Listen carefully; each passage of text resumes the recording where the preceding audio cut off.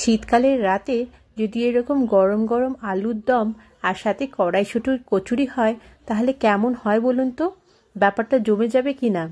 তাই আজকে আপনাদের সাথে আমি শেয়ার করব এই দুটি রেসিপি। একটি হলো এই গরম গরম আলুর দম আর তার সাথে কড়াইশুঁটির কচুরি। চলুন তাহলে শুরু করি। আমি এখানে 1 কিলো মতন মটরশুঁটি নিয়ে নিয়েছি। এবার যখন বানাচ্ছি জিনিসটা এত টেস্টি হয়, তাই জন্য আমি পরের দিন সকালের জন্য জলখাবারের জন্য রেখে দিই জিনিসটা। সকালে বাসি লুচি খেতে যেন আরও বেশি টেস্টি লাগে।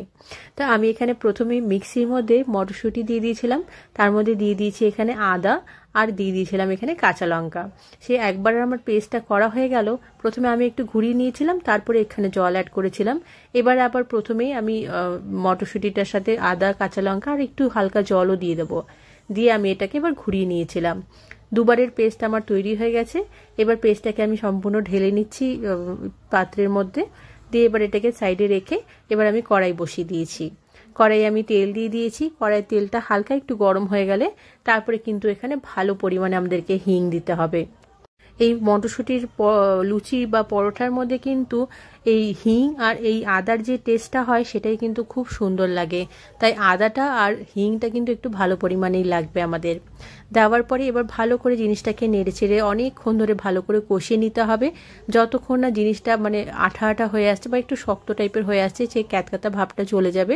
ততক্ষণ কিন্তু আমাদেরকে ভালো করে এটাকে অনেকক্ষণ ধরে নাড়িয়ে চাড়িয়ে নিতে হবে। দেখুন জলটা এবার প্রায় আমার একদম শুকিয়ে এসছে, একদম জিনিসটা এবার শক্ত শক্ত হয়ে এসছে। অনেকে এটাকে আবার ননস্টিকের মধ্যেও করেন, কিন্তু আমার এমনি কড়াইয়ে করতে বেশি ভালো লাগে। তাতে এই যে লেগে লেগে যাওয়া ব্যাপারটা সেটা কিন্তু বেশি সুন্দর হয়। সব কিছুর মধ্যে আপনারা দেখবেন মানে নানা রকমের কড়াইয়ের মধ্যে, যেমন এই কড়াইয়ে রান্না করলে একরকম টেস্ট হবে, আবার ননস্টিকের কড়াইয়ের মধ্যে করলে কিন্তু আবার আরেক রকম টেস্ট হয়। তো যাই হোক, আমি ওই কড়াইয়েই করেছিলাম। তো এবার ওই পুরটাকে আমি সাইডে সরিয়ে রেখে দিয়ে এবার আমি আলুর দমের জন্য আলুটাকে বসিয়ে দিলাম প্রেশার কুকারে। দিয়ে আমি 2টো সিটি এখানে দিয়েছিলাম, যেহেতু নতুন আলু। আপনারা জানেন এখানে আমরা যেখানে থাকি সেখানে কিন্তু 2 রকমের আলু পাওয়া যায়, একটি হলো উটি আলু, একটি হলো মাইসুর আলু। তো যাই হোক, এবার আমি মশলা এখানে দিয়ে দিচ্ছি। এখানে দিয়ে দিলাম আমি 1টি পেঁয়াজ, 2টো শুকনো লঙ্কা, রসুন, আদা আর দিয়ে দিয়েছি এখানে টমেটো। এবার এটারও কিন্তু পেস্ট তৈরি করে আমি সাইডে রেখে দিয়েছি। এবার বানিয়ে নেব একটি ভাজা মশলা। তার জন্য দিয়ে দিয়েছি এখানে আমি ধনে, জিরে, মৌরি আর তেজপাতা আর একটু গোলমরিচ। এটাকেও কিন্তু ভালো করে আমি রোস্ট করে নিয়ে তারপরে ওটাকে আমি মিক্সিতে পেস্ট করে নেব, পুরো একদম যেমন গুঁড়ো হয় একদম পুরো গুঁড়ো করে নেব। এবার দেখুন আমার আলুটা একদম পারফেক্টলি সেদ্ধ হয়ে গেছে। আমি 2টোই সিটি দিয়েছিলাম, দিয়ে তারপরে ওটাকে কিছুক্ষণ রেখে দিয়েছিলাম। এবার আলুগুলোকে থালায় নিয়ে নিয়েছি। আলুগুলোকে এবার কিন্তু আমি ছাড়িয়ে নিচ্ছি।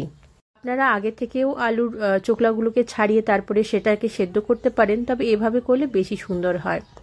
এবার কড়াই গরম করে নিয়ে তার মধ্যে আমি তেল দিয়ে দিয়েছি, আর সেই আলুগুলোকে আমি যেগুলো সেদ্ধ করলাম সেগুলোকে এবার আমি এখানে দিয়ে দিয়েছি।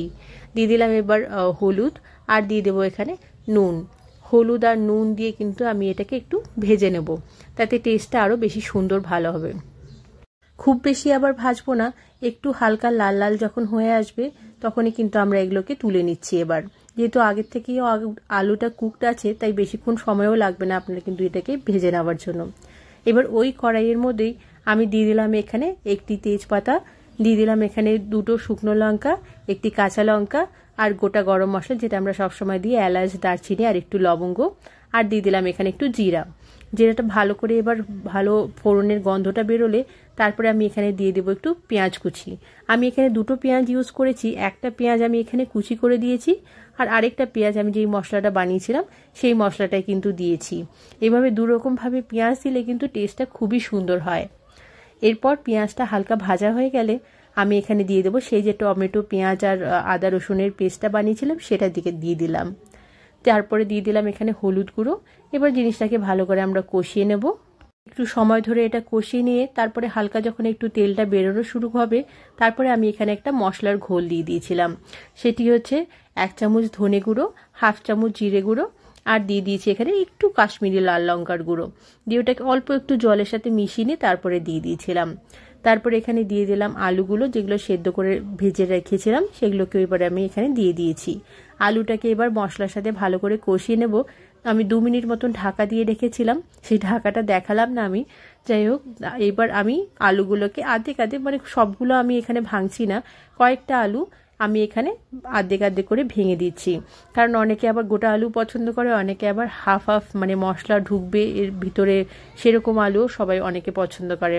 তাই জন্য আমি এখানে জিনিসটা মাখাও হবে তাতে, তাই জন্য আর্ধেক করে আলুটা কেটে দিয়েছিলাম। তারপরে দিয়ে দিলাম এখানে, গ্যাসের ফ্লেমটা আমি অফ করে দিয়েছিলাম। তারপরে হাফ বাটি মানে ছোটো যে বাটিগুলো হয় তার হাফ বাটি আমি এখানে দই দিয়ে দিয়েছি।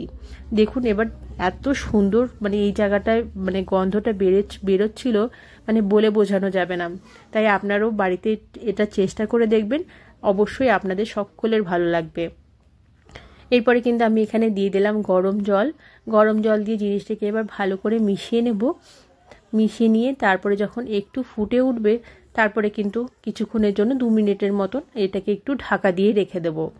ঢাকাটা তুলে দেখব, দেখুন পুরো তেল ছেড়ে দিয়েছে আর এত সুন্দর গন্ধ বেরোচ্ছে, মানে শীতের রাতে এত সুন্দর আলুর দম, জাস্ট অসাধারণ। এরপরে দিয়ে দিলাম এখানে গরম মশলা, আর সেই যে ভাজা মশলাটা আমি বানিয়েছিলাম সেই ভাজা মশলাটাকে কিন্তু এখানে এবার দিয়ে দিয়েছি 1 চামচ। আর দিয়ে দিলাম এখানে কসুরি মেথি আর একটুখানি ঘি। আলুর দম এবার আমার একদম রেডি। এবার একটু নেড়ে চেড়ে নেব, আর অবশ্যই লবণটা এখানে একটু টেস্ট করে নেবেন যে লবণটা ঠিক হলো কি না। তা আমি এখানে লবণটা টেস্ট করেছিলাম, আমার লবণটা একটু কম ছিল বলে আমি লবণ কিন্তু এখানে আবার সেকেন্ড টাইম এখানে দিলাম। আর অল্প একটু আমি এখানে কিন্তু চিনি দিয়েছি। চিনি মানে সব কিছুকে ব্যালেন্স করে দেবে আর টেস্টটাও কিন্তু খুব সুন্দর আসবে। লাস্টে অল্প একটু চিনি দেওয়াটা আমার একটু দিলে আমার একটু খুব ভালো লাগে। তো যাই হোক, এবার আমার আলুর দম একদম কমপ্লিট। এবার এটাকে সাইডে সরিয়ে রেখে দিচ্ছি। আর ততক্ষণে আমি এখানে ময়দাও মেখে নিয়েছিলাম। এবার যেই গুটিগুলোকে আমি বানিয়েছিলাম, মানে সেই মটরশুঁটির যে পুরটা বানিয়েছিলাম সেটিকে আমি ছোট ছোট করে এমনি গুটি করে নিয়েছি। যত বড় আমি ময়দার লেচি করেছিলাম তত বড়ই কিন্তু দেখুন গুটিগুলো অতই বড় আছে। এবার হাত দিয়ে গোল গোল করে ঘুরিয়ে একটি বাটির শেপ করে হাতের মাঝখানে যেমন করে কোণ ধরে সেমনি করে ধরে কিন্তু খুব সহজভাবে এটিকে আমরা ভরে নিলাম। ভরে নিয়ে এবার হালকা একটু তেল দিয়ে এটাকে ভেজে নেব, বেলে নিয়ে তারপরে কিন্তু গরম তেল ওদিকে বসানো আছে, তারপরে গরম তেলের মধ্যে এটাকে দিয়ে দেবো। আপনাদের কাদের এই কম্বিনেশনটা মানে ভালো লাগে সেই জিনিসটা কিন্তু আমাকে জানাবেন, যে আপনারা কারা এটা পছন্দ করেন কড়াইশুঁটির কচুরির সাথে আলুর দম। কালে আমাদের বাড়িতে কিন্তু এটা খুবই চলে। চলুন তাহলে আমার এবার লুচিটাও ভাজা হয়ে গেল।